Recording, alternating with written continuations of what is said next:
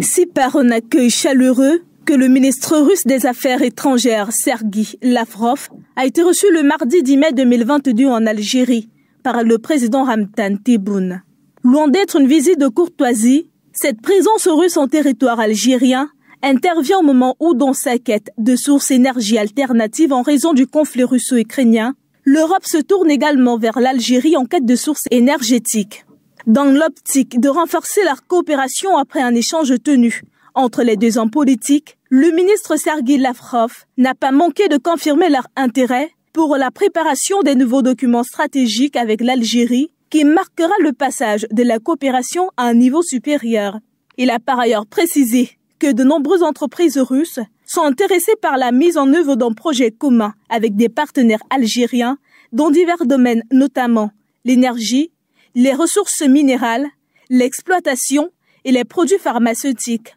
Précisons que l'Algérie, exportateur de gaz de premier plan, fournit environ 11% de gaz consommé en Europe et 47% de gaz consommé en Russie. Depuis l'invasion de l'Ukraine,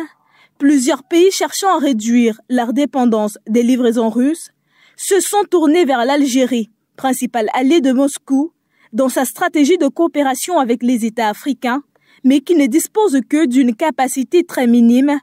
pour augmenter ses exportations. Interrogé sur les livraisons de gaz en Algérie,